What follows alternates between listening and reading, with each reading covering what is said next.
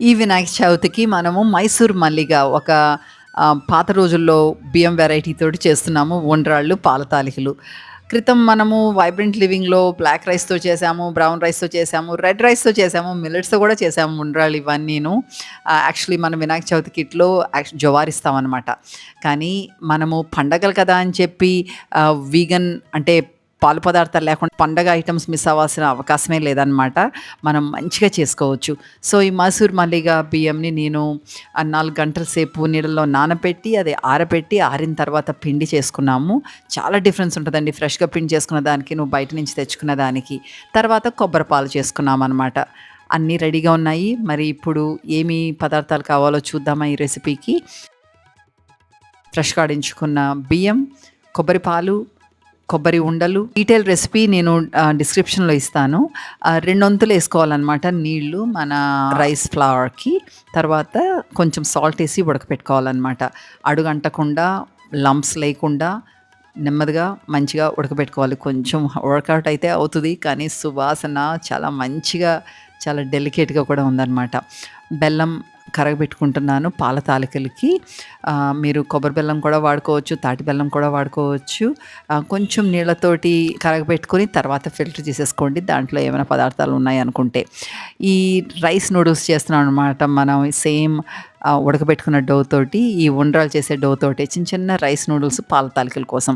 అలాగే ఉండ్రాళ్ళకి మనము దాంట్లో లంప్స్ ఉన్న కొంచెం బాగా మనము నలిపి చేయకపోతే మనం స్టీమ్ చేసినప్పుడు ఇరిగిపోతాయన్నమాట అవి. అందుకని మంచిగా కొంచెం నలిపి ఉండ్రాళ్ళు చేసుకోవాలి. అలాగే పెసరపప్పుతోటి చేస్తున్నాను. అమ్మ ప్రతి పండగకి, ప్రతి వినాయక చవితికి చేస్తది. అందుకని నేను కూడా ఇక్కడ వైబ్రెంట్ లివింగ్‌లో చేస్తున్నాననమాట. అవి కూడాను స్టీమ్ చేయటానికే. పెసరపప్పు ఉండటం వల్ల కొంచెం మంచి టెక్స్చర్ కూడా అనిపిస్తది. కొంచెం ప్రోటీన్ కూడా తగులుతది. అట్లనే కొబ్బరి ఉండలు మధ్యలో పెట్టి పూర్ణం బూరెలు స్టీమ్డ్ అనమాట చేస్తున్నాము ఇక్కడ. లైట్‌గా ఉంటుంది ఔట్ సైడ్ బ్యాటర్ కాబట్టి లోపల కొంచెం స్వీట్ ఉంటది. 2 కలిపి మొఖం మొత్తకుండా చాలా మంచిగా అనిపిస్తది. ఫెస్టివల్స్‌కి ఇలాంటి డిషెస్ చేసుకోకపోతే ఇంకా ఫెస్టివల్స్ ఎందుకు?